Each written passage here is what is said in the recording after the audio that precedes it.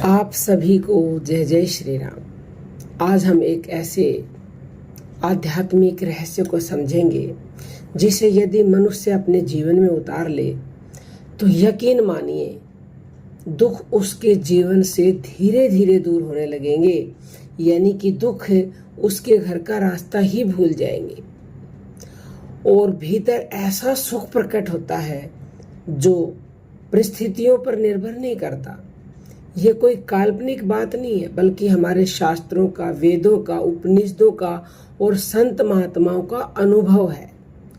संसार का प्रत्येक मनुष्य सुख चाहता है और दुख से बचना चाहता है। कोई भी व्यक्ति दुख नहीं चाहता, लेकिन ज्यादातर लोग सुख को बाहरी वस्तुओं जैसे कि धन, पद, प्रतिष्ठा और संबंधों में खोजते हैं।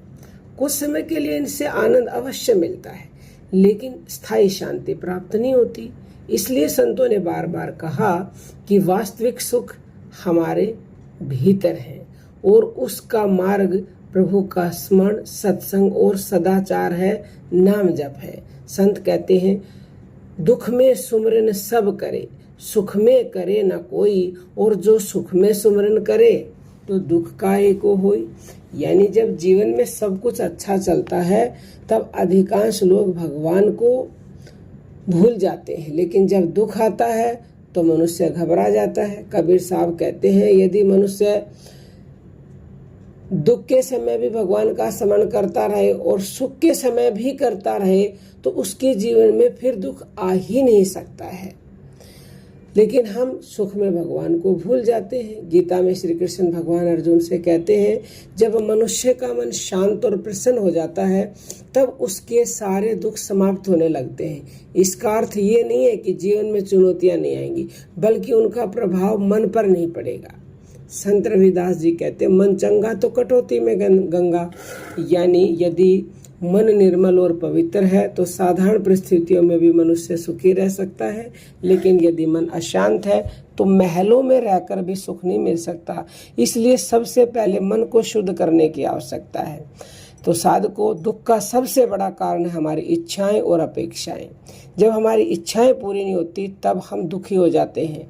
भगवान बुद्ध ने भी बताया था कि तृष्णा ही दुखों का मूल कारण है। इसलिए संतों ने संतोष को सबसे बड़ा धन बताया।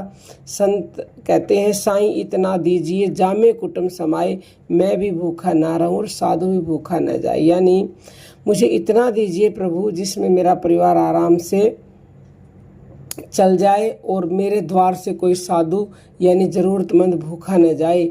यह दुआ में संतोष, दया और सेवा का संदेश देता है।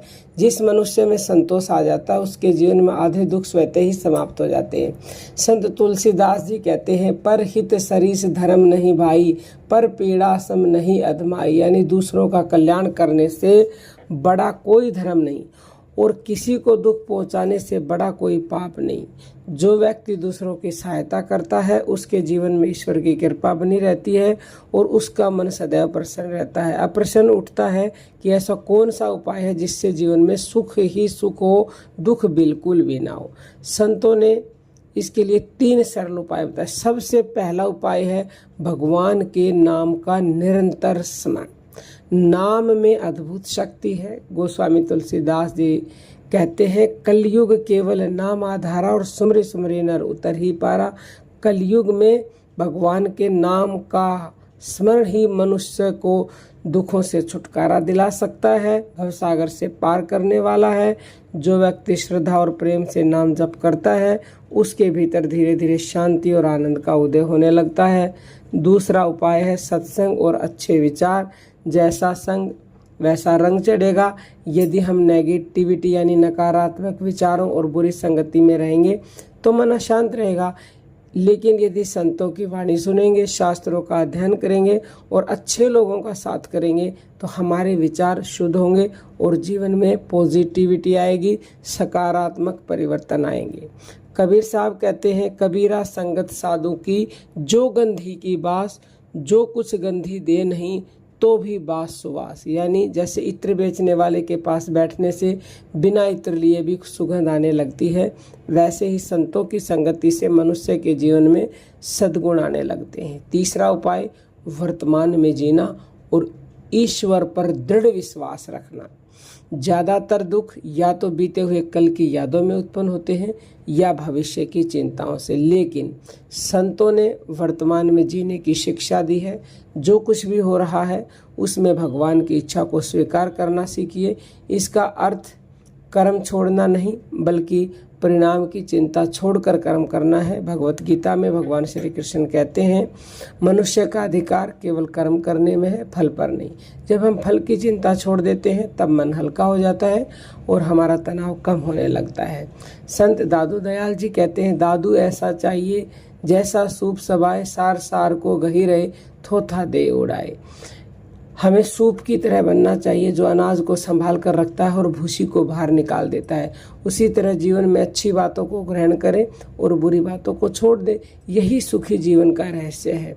तो प्रिय साधकों, यदि आप चाहते हैं कि दुख आपके घर का रास्ता भूल जाए तो अपने जीवन में इन बातों को अपनाएं। प्रतिदिन भगवान का नाम जप कीजिए, सत्संग सुनिए, संतों की पास जाइए, संतोष और सेवा का भाव रखिए, दूसरों को क्षमा करना सीखिए, परिणाम की चिंता छोड़कर कर्म कीजिए और हर परिस्थिति में भगवान पर विश्वास बनाए रखिए और वर्तमान में जिए। और वर्तमान में हमारी सांसें ही चल रही हैं तो कोशिश कीजिए आप हर श्वास के साथ रहें, हर श्वास के साथ मन को जोड़ें। तो समझ लीजिए आप वर्तमान में जी रहे हैं और सांस ही स्थूल रूप से संतों ने बताया है कि ये भगवान है। तो सांस से जुड़ेंगे तो आप भगवान से जुड़ेंगे, भगवान से जुड़ेंगे तो दुख आपके घर का रास्ता अपने आप ही भूल जाएंगे। यानी आपके घर में सदा सुख ही सुख रहेगा, आनंद ही आनंद रहेगा। और धीरे धीरे आप अनुभव करेंगे कि बाहर की परिस्थितियां चाहे जैसी भी हो, लेकिन आपके भीतर एक ऐसा आनंद और शांति प्रकट होने लगी है जिसे संसार की कोई भी वस्तु नहीं छीन सकती। अंत में संत कबीरदास जी का एक अमूल्य दुआ है, चिंता ऐसी डाकनी काटे कलेजा खाए, वैद्य बेचारा क्या करे कहाँ तक दवा लगाए। यानी चिंता मनुष्य के हृदय को भीतर ही भीतर खा जाती है। संसार का कोई वैद्य भी इसका पूर्ण उपचार नहीं कर सकता। इसका उपाय है ईश्वर का नाम जप, विश्वास और संतोष। इसलिए संत कहते हैं, राम नाम की औषधि और खरी नियत से खाए और अंग रोग व्यापे नहीं भाई, महारोग कट जाए। यानी यदि मनुष्य सच्चे हृदय से भगवान के नाम का जप करता है तो केवल मानसिक अशांति ही नहीं बल्कि जीवन के बड़े बड़े दुखों का प्रभाव भी कम होने लगता है और भीतर परम शांति का अनुभव होने लगता है। तो आइए आज से हम संकल्प लें कि संसार में सुख खोजने के बजाय अपने भीतर छिपे परमात्मा की ओर चलेंगे, क्योंकि जिस हृदय में भगवान का स्मरण बस जाता है वहाँ दुख अधिक समय तक टिक नहीं पाता।